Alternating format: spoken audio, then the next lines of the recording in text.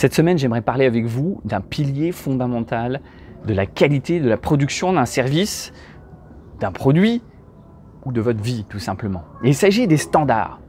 Les standards, c'est ce qu'on définit pour soi, pour les autres. C'est ce niveau un peu, cette échelle où on dit, voilà, dans ma vie, c'est ça que je veux, c'est ce niveau-là que je tolère et je ne tolérerai pas autre chose.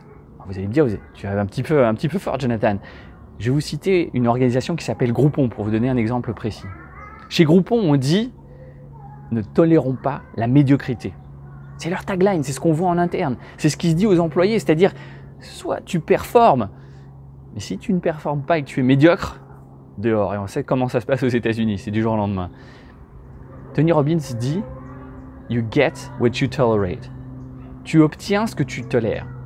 Et j'aimerais vous amener à réfléchir à ça. Ces standards que vous avez pour vous, pour votre organisation, si vous êtes chef d'entreprise, pour votre carrière, vos employés, les gens que vous managez. Quel est ce niveau? Quel est ce standard pour vous? Prenons l'image d'un thermostat. Chez vous, il est à 20 degrés, si c'est la température qui vous convient. Ça veut dire c'est votre température. Et le thermostat fait que si ça descend, hop, le thermostat va faire remonter la température à 20 degrés. De 18, on passe à 20, ou de 22, on va passer à 20 avec la clim. Ce thermostat-là, c'est un petit peu le baromètre interne, mais qui va dire « ouais, j'accepte ça » ou « ça, je ne l'accepte pas ». Et en fonction de ce que vous avez accepté pour vous, vous allez l'accepter ou non avec les gens avec qui vous travaillez aussi. Donc tout ce qui se vit à titre personnel, ça se vit ensuite à titre professionnel avec ses équipes. En tant que leader, mes standards vont définir les standards de mon entreprise et de mes équipes. Et je le dis, et je le vois, on travaille avec beaucoup d'entreprises, comme vous le savez peut-être, dans le cadre de ce qu'on fait avec Seagull Institute. Et on travaille aussi avec beaucoup d'universités. Et qu'est-ce qu'on voit? Dans les deux cas, je parlais de Groupon, qu'on visite, avec lesquels on travaille. Mais entreprise ou université, c'est la même chose. Et avec leurs employés ou leurs élèves, on voit la même chose. Souvent, ça vient du leader.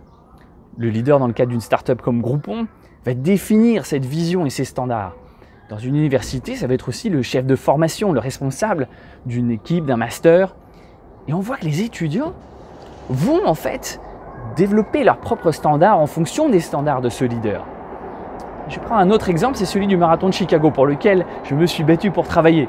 Je voulais vraiment travailler pour cette organisation parce que leurs standards étaient élevés. Quand j'ai fait mon stage chez eux en 99, ça date, mais j'ai vu ça, je veux travailler avec des gens qui veulent se donner les moyens de réussir, qui avaient des standards super élevés, une banque derrière pour les aider aussi financièrement, mais avec des standards les plus élevés dans l'industrie. Et c'est reconnu, notamment par le marathon de New York et par l'industrie en entier. Le marathon de Chicago est connu pour être le mieux organisé au monde. Ce n'est pas les gens du marathon de Chicago qui le disent, c'est vraiment les gens de l'industrie du monde entier. Les standards viennent du directeur général, Mike Nishi, mon mentor dont je parle souvent. Mike a des standards pour lui-même qui sont très élevés. Si vous voyez en termes de sport ce qu'il fait, en termes de lecture, de développement personnel, c'est impressionnant. C'est une machine de guerre. Mais ces standards qu'il a pour lui, c'est les standards aussi qu'ils définissent l'organisation du marathon de Chicago. Si on travaille pour Mike Nishi, on sait qu'on va travailler dur. Pas toujours facile. Il se pousse lui-même et il pousse ses équipes. C'est ça, ses standards. Et c'est d'aller toujours vers mieux, meilleure organisation, une amélioration sans cesse. Ça, c'est vraiment intéressant. Mais dans le cas des universités avec lesquelles on travaille, c'est la même chose. Et on voit que ce n'est pas tant lié finalement à la réputation, la marque de l'école en question, mais vraiment au niveau des leaders. Et on travaille avec beaucoup d'universités et d'écoles de commerce. Mais ce qu'on voit, c'est que clairement, les standards qu'ils ont au niveau des leaders, pour eux-mêmes, se reflètent dans les standards de la formation et dans le niveau d'attente. Expectations, comme on dirait en anglais, qui est un peu plus fort qu'attente. Mais ce niveau d'attente, venant du leader, va se transcrire en niveau d'attente par rapport aux étudiants. C'est-à-dire que ce qu'on voit, c'est que des leaders qui ne se poussent pas trop eux-mêmes n'oseront pas pousser leurs étudiants non plus. Alors ça, c'est difficile pour nous, il faut l'admettre parfois, parce qu'on veut avoir des standards très élevés avec Seagull. On veut un travail d'excellence. C'est le livre Jonathan Livingstone, Le Goéland, je vous inviterai à lire si vous ne l'avez pas déjà lu. Mais on cherche à être outstanding, comme on dirait. Ça, c'est du Tony Robbins. Mais c'est-à-dire 2 degrés au-dessus de l'excellence. Ça sera une prochaine vidéo. Mais c'est quoi ce niveau qu'on veut, ces standards qu'on veut? Et si nous, on a ce souhait mais que ce n'est pas forcément communiqué auprès des étudiants de ces universités partenaires, ça peut être un challenge, ça peut être source de friction. Parce que nos attentes sont peut-être trop élevées par rapport à ce que nos partenaires souhaitent. Parce que les étudiants ont l'habitude de vivre. Mais ce que je dirais, c'est que les étudiants, en général, veulent être poussés. Ils veulent qu'on leur donne du feedback, qu'on les aide à grandir. Et ça demande du courage de donner ce feedback. Ce n'est pas toujours positif, pas toujours facile. Mais ça, ils l'apprécient. On le mesure dans les études de satisfaction. C'est ce courage de dire, on va se dépasser soi-même. Ce courage de dire, oui, attention, je ne vais pas te demander de te dépasser toi sans te dépasser moi-même. Mais ça veut dire qu'effectivement, il faut savoir aussi dire à ses équipes, et c'est pareil chez nous avec nos équipiers, tous les gens qui travaillent avec nous, voilà, on a ce niveau d'attente. On a ce niveau d'attente et on aimerait que tu puisses performer à ce niveau de standard. Alors ça, c'est une réflexion donc, par rapport au monde de l'entreprise, mais dans notre famille, c'est la même chose. Si on dit, dans notre famille, la famille Intel, la famille Dupont, on va avoir un certain niveau d'attente, un certain niveau de standard aussi. Et il y a des choses qu'on va faire ou pas. Et finalement, tout ça, ça vient à quoi? Ça vient à l'identité. Son identité, l'identité d'une marque, d'une organisation. Je parle de la vraie identité, c'est-à-dire l'essence même de l'entreprise. Quand il s'agit de Seagull Institute, les étudiants le savent, on va vous pousser, on va aller au-delà de ce que vous pensez être vos limites. On va faire de l'impossible le possible, mais ça prend du travail. Ça va prendre une intensité rare. Et c'est ça qu'il faut comprendre, c'est que cette identité, dans l'entreprise, dans la famille, et chez soi personnellement, c'est ça qui vraiment détermine ces standards. Alors ça serait quoi les conseils? Ça serait quoi les takeaways de cette vidéo et de ce message aujourd'hui? Pour obtenir plus de qualité, des résultats supérieurs à ce que vous avez aujourd'hui, à titre personnel ou à titre professionnel, élevez vos standards. Élevez vos standards. Commencez peut-être par fréquenter des gens autour de vous qui ont des standards plus élevés que les vôtres. Moi, c'est ce qui m'a aidé fondamentalement de travailler avec des entrepreneurs qui voient plus grand, plus haut et qui m'amènent à réfléchir différemment. Je voyais seulement une entreprise ici, basée à Chicago. On m'a dit, mais non, pense international, pense plus grand. Pense beaucoup plus grand en termes de nombre d'étudiants. Pense à des milliers, pas des centaines d'étudiants. Touche plus de monde. Ces gens-là m'ont aidé à élever mes standards. Et donc, les gens qu'on fréquente va déterminer ce niveau-là. Et c'est aussi se dire, deuxième point, transformer les « je devrais » en « je dois ». Je devrais en « je dois ». Combien on a de choses où on dit « je devrais faire ci » ou « je devrais faire ça ». Et quand ça devient un « je dois faire ça », c'est beaucoup plus puissant. Ça, c'est du Jim Rohn et du Tony Robbins.